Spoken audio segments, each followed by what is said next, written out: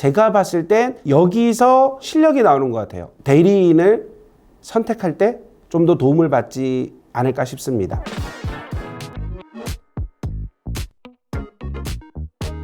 안녕하세요. 노본산재 대표노무사 청광호입니다. 오늘 드릴 이야기는 직업성 암이라고 하죠. 이 암을 산재 처리할 때 어떠한 절차가 필요한지 설명을 드려보도록 하겠습니다. 질문은 보통 이렇게 시작이 되죠. 암에 걸렸는데 이게 산재가 되나요? 노무사님? 이런 질문으로 시작이 됩니다. 첫 번째로 뭐로 확인하냐면은 무슨 암이죠? 그리고 나서 이게 원발성인가요? 전이성인가요? 그리고 나서 무슨 일을 하셨습니까? 를 확인을 합니다. 이게 사실은 직업성 암에 대해서 산재 신청할 때 처음과 끝이라고 보시면 되거든요. 자, 제일 첫 번째 확인하는 건 이겁니다. 암에 걸리셨어요? 무슨 암입니까를 먼저 따집니다. 암이 발생한 부위, 이걸 표적 장기라고 하는데 어딘지를 확인을 먼저 해야겠죠. 업무 관련해서 유발되는 물질이 그 표적 장기와 매칭이 되는지를 따지기 위함입니다. 그리고 두 번째를 확인하셔야 될 게 있어요. 원발성인지 전이성인지. 예를 들어 볼까요? 직업성 암 중에 그래도 이제는 좀 알려진 암이 폐암이잖아요. 근데 이 폐암이 이게 원발성인지 아니면은 다른 데서 암이 시작이 됐는데 폐로 전이가 됐는지, 즉 전이성 폐암인지를 확인하셔야 돼요. 다른 장기에서 시작돼서 폐로 전이됐다. 이런 거는 안 된다는 거죠. 그리고 이제 두 번째로는 진단일자, 그리고 암의 진행 정도. 뭐 우리가 흔히 뭐 1기, 2기, 3기, 4기 뭐 이렇게 얘기를 하잖아요. 그리고 어느 치료를 하고 있는지, 즉 수술을 했는지, 뭐 항암 치료인지, 뭐 방사선인지 이런 치료 방법들 확인합니다.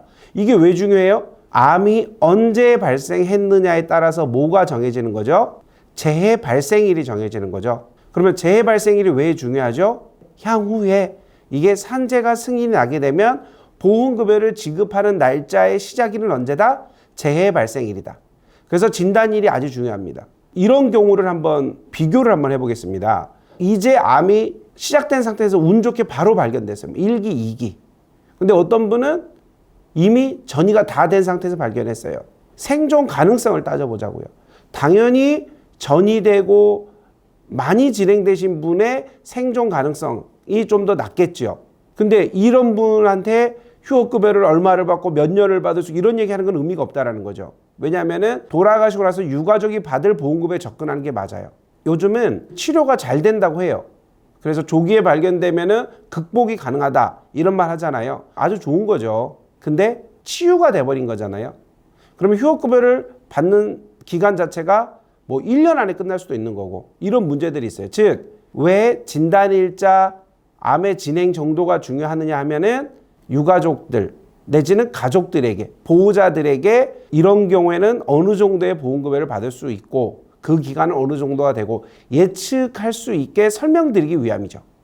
이해되셨죠? 그리고 이제 이게 하이라이트고 제가 봤을 땐 여기서 실력이 나오는 것 같아요. 질문은 아주 간단합니다. 선생님, 무슨 일을 얼마 동안 하셨나요? 이게 중요합니다. 이분이 무슨 일을 했는지를 알아야죠. 그래야지 일을 하면서 무슨 물질에 노출됐는지, 어느 유해 물질에 노출됐는지, 유해 물질을 특정을 시켜야 됩니다. 하셨던 일이 마필관리사예요. 예를 들어서 결정형 유리규산이라고 많이 노출이 됐어요. 폐와는 결정형 유리규산이 매치가 되네? 라고 끝내면 안 된다는 거죠. 과연 몇 년을 일했는지. 폐암은 고형암이다. 고형암은 10년 이상 노출돼야 된다. 이게 과연 공식일까요? 10년 이상이면 유리하겠죠. 그렇다고 10년이 안 된다고 안 되는 건 아니라는 거죠. 고농도에서 8년 정도 노출된 분이 있고 상당히 저농도에서 10년 노출된 분이 있어요. 과연 누가 더 업무 관련성이 있다고 주장할 수 있을까요? 이런 문제 때문에, 그러니까 통상적으로 고형암인 경우에 10년이다 라고 하는 거고, 뭐 혈액암 등 이런 경우에는 뭐 2년도 있고 3년도 있고 합의라고 볼 수는 있겠지만 요건에 충족시키지 못한다 그래서 안 되는 건 아니라는 거죠. 상담을 하다 보면은 의뢰를 하시겠죠. 이제 의뢰를 하면은 그때부터 이제 저희가 무슨 일을 하냐면은 이분의 직업력을 확인할 수 있는 자료를 먼저 수집을 해요. 동시에 의무기록도 수집을 합니다. 이런 자료들을 수집을 해서 재조사를 해요. 그래서 저희 법인 같은 경우에는 계약일로부터 3개월 정도, 대략 90일 정도 걸립니다. 뭐가요? 서류 만드는데. 그렇게 해서 작성된 서류를 해당되는 관할지사에 접수를 하게 됩니다. 이거는 지금 직업성 암이잖아요. 이것도 업무상 질병이에요. 그래서 전문조사가 필요한지 여부를 공단본부에다가 자문을 요구를 합니다. 전문조사가 필요하다 하면 이제 전문조사 기관으로 가야 되는 거고, 아니다 그러면은 여기서 정리된 내용을 가지고 어디로? 바로 업무상 질병판정위원회로 가는 거예요.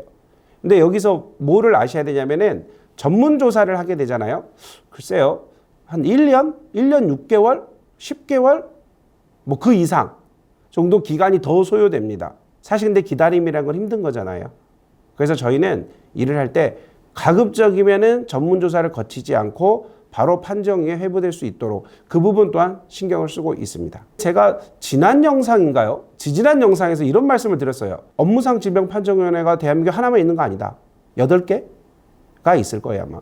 원래는 그 해당되는 관할지사를 관장하는 업무상 질병판정위원회를 가는데, 직업성 암은, 즉 암에 대한 신청은 서울 남부 업무상 질병판정위원회에서만 심의를 합니다.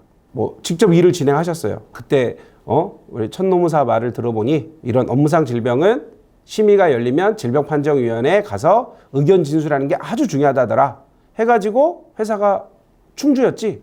그러면 충주면은 충청도. 아, 대전 충청 판정위구나. 글로 가시면 안 돼요. 어디에서? 서울 남부에서 합니다. 이렇게 해서 심의가 열리고 결정이 나면 최초 접수했던 관할지사 통해서 결과를 받게 되는 거죠. 오늘 드리고 싶은 말씀은 뭐 이런 거예요. 암도 산재가 된다. 이걸 의외로 모르시는 분이 많더라고요. 그리고 암을 할 때는 저는 이 부분, 지금 무슨 일을 하셨고 어떤 유해 물질에 노출됐고 몇 년을 일을 하셨는지 이거를 입증하는 게 노무사님들의 실력이고 경험이라고 생각을 해요. 그래서 상담을 받으실 때 그런 부분들을 좀 유념 있게 짚어보신다면은 대리인을 선택할 때, 결정할 때 좀 더 도움을 받지 않을까 싶습니다.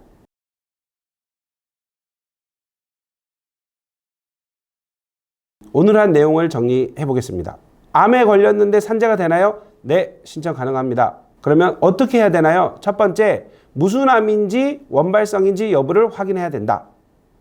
두 번째, 진행 정도, 이런 것들을 확인해야 된다. 왜냐하면 예상되는 보험급여를 예측하기 위해서. 그리고 세 번째로는 업무 관련 평가를 해야 된다. 무슨 일을 했는지를 해야 된다. 즉 재조사가 아주 중요하다. 서류가 구비되면은 근로복지관에 접수를 한다. 그리고 전문조사 여부에 따라서 기간이 1년 정도 소요될 수 있다. 이거는 관할 무시하고 어디서만, 서울 남부에서만 심의를 한다. 이 말씀을 드리고 싶습니다. 혹시 이 영상을 보시는 분들 중에서 암에 걸려서 산재가 되는지 궁금하시다면 언제든지 상담 전화를 주시면 될 것 같아요. 오늘 내용은 여기서 정리하도록 하겠습니다. 감사합니다.